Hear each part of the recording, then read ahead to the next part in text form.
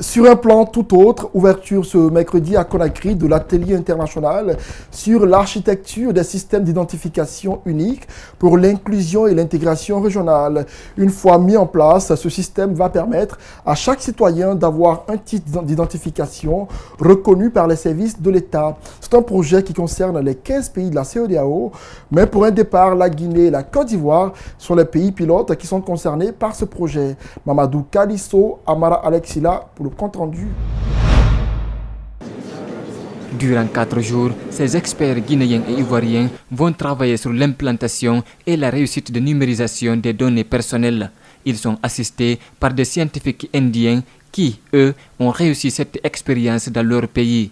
Ce projet est un atout majeur pour le développement des secteurs sociaux de base comme l'éducation, la santé et la justice, souligne le Premier ministre. Il permettra également la mise en place d'un registre national de la population et un registre d'état civil, mais aussi la fourniture équitable et sécurisée des services sociaux aux vrais bénéficiaires, programmes de filets sociaux, allocation de la Caisse nationale de sécurité sociale, etc.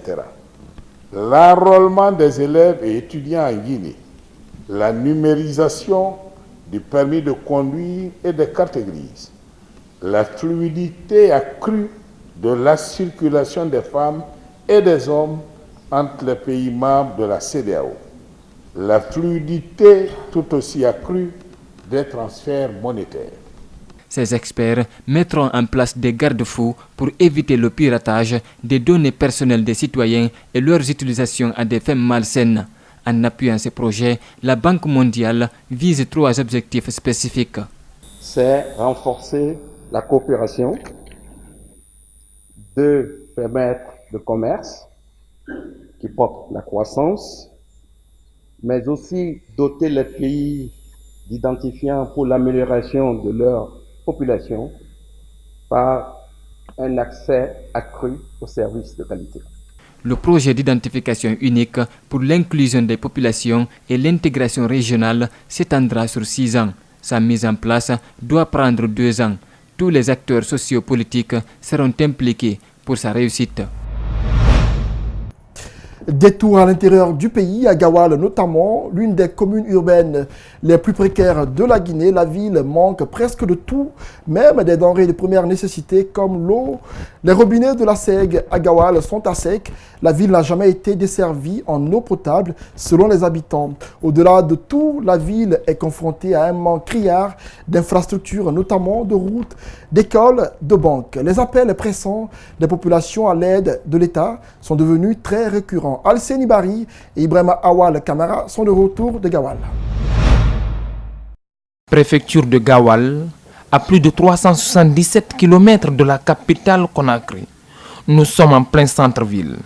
Route défoncée, détruite par les eaux de ruissellement. Pas de caniveau. Ici, les infrastructures sont quasi inexistantes. Nous avons le problème de la route, le problème d'hôpitaux. Il y a un manque total de personnel. Quand les docteurs sont affectés à Gawal, ils viennent pour prendre service et ils rentrent à Conakry, ils se couchent pour attendre leur salaire. Au niveau de l'éducation, c'est pareil. Il y a des enseignants qui ont été mutés ici en 2016. Il y avait, je crois, 7 ou 11 au lycée. Aujourd'hui, tu ne trouves que 2 ou 3. Ça, c'est un problème. Les jeunes optent pour les taxis-motos ou pour l'exode vers la capitale et les pays voisins. Voilà le terrain de basketball. L'herbe l'a pris d'assaut, inondé par les eaux de pluie. De l'autre côté, c'est la maison des jeunes. Et à mon jeune âge, je me rappelle, c'est ici, on venait à 18h tous les jours. Et malheureusement, moi, je ne pratiquais pas le sport de volleyball, mais il y a nos aînés qui jouaient ici tous les jours. Mais aujourd'hui, vous voyez, par manque d'infrastructures routières, vous voyez comment est l'état du terrain aujourd'hui. Tu ne peux pas imaginer qu'il y a eu un terrain de volleyball ici. À Gawal, le carburant est vendu au marché noir. Pas étonnant, la ville n'a connu aucune adduction d'eau. À peine si l'on se croirait en Guinée. Hassanatou fait son petit commerce, mais son inquiétude, c'est comment avoir de l'eau potable pour la cuisine du soir. Toutes les routes sont dégradées, il n'y a pas aussi d'eau. Cette année, le manque d'eau nous a beaucoup fait souffrir. On est obligé de se lever à 5 heures pour aller chercher de l'eau très loin dans les quartiers. En dépit du fait que la ville soit desservie par les fleuves Tomini et Komba, Gawal n'arrive pas à se relever. Pour beaucoup, les ressources humaines manquent. Culture à présent, la culture guinéenne a connu de nombreuses mutations de 1958 à nos jours, une véritable priorité de la Première République. Ce secteur va perdre tout son élan en 1984 avec le changement de régime. La politique du régime actuel, quant à elle, œuvre pour le retour de la Guinée sur la scène culturelle mondiale. Malik Sangana Camara, Ibrahima Sori Camara nous signe cet autre reportage. La Guinée a été le premier pays francophone d'Afrique subsaharienne à accéder à son indépendance en 1958. La promotion culturelle découle de la volonté politique du premier président de la République, Feu Ahmed Sékou Touré, de son gouvernement et du bureau politique national du PDG. Les actes posés par ces bureaux ont permis à la jeune République de se faire connaître partout dans le monde. Ahmed Sékou Touré, déterminé à jamais à pouvoir tirer les conséquences de l'indépendance, a pris une décision qui exigeait des artistes guinéens l'authenticité. C'est ainsi que les ballets africains de Guinée, les orchestres nationaux, avec les voix d'Aboubacar Demba Camara, Sori Kandja Kouyaté, pour ne citer que ceux-là, vont faire la fierté du pays. Le premier régime, après l'indépendance de la Guinée, en avait fait une priorité et a su développer la culture guinéenne au point que la Guinée avait connu un rayonnement culturel et historique que peu de pays pouvaient connaître à l'époque. À la fin des 26 ans de règne de Sékou Touré, la junte militaire, une fois au pouvoir, va faire une table rase. Ainsi, la Guinée perd son rang sur la scène mondiale en matière de culture.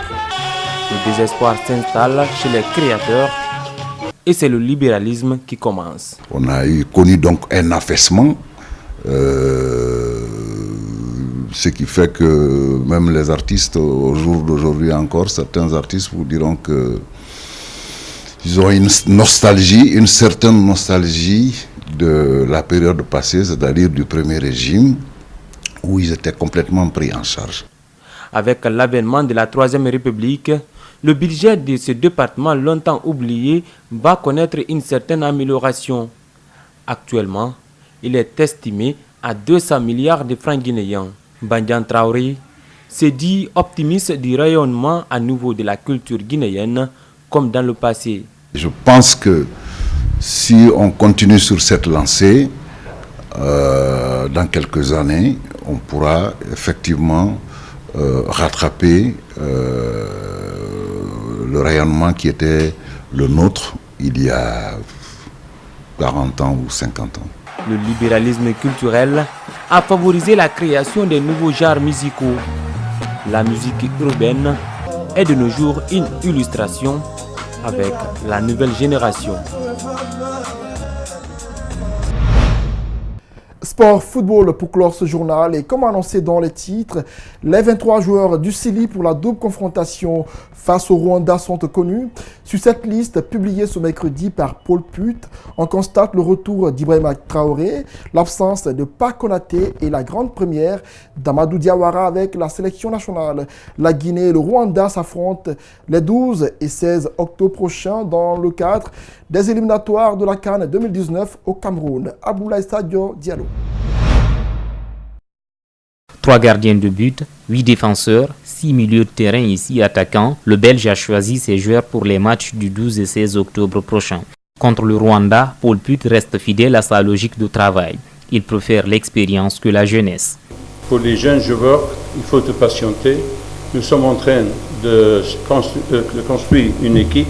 D'abord, moi je préfère l'expérience pour assurer ou pour trouver le plus vite possible la qualification. Sékou Kondé et Pak Konaté seront absents. Ibrahim Traoré s'est remis de ses blessures et a bénéficié de la confiance de son sélectionneur. Mais pour ces rencontres de la 3e et 4e journée des éliminatoires de la CAN 2019, c'est au milieu de terrain de Mönchengladbach de prouver s'il mérite encore ou pas le capitana. Nabi Keita était très clair, très sportif, très professionnel pour le dire. Il a pris le brassard. Mais normalement, c'est pour Ibrahim Traoré. Je ne pense pas qu'on a un problème dans ce niveau. Et encore une fois, tout le monde doit se prouver, même les joueurs qui jouent dans des plus grandes équipes, ils vont se prouver sur l'entraînement. C'est après que je vais faire mon choix. Il y a une première dans tout, semble confirmer Amadou Diawara, après plusieurs faux bons faits à la Guinée. Le joueur, il a donné sa parole, c'est le vice-président qui va voyager avec lui pour venir et pour prendre la prestation au niveau du Maroc. Il n'y a pas de championnat en Guinée. Paul But ne sélectionne aucun joueur local. Les infrastructures sportives sont indignes. Il se prépare au Maroc.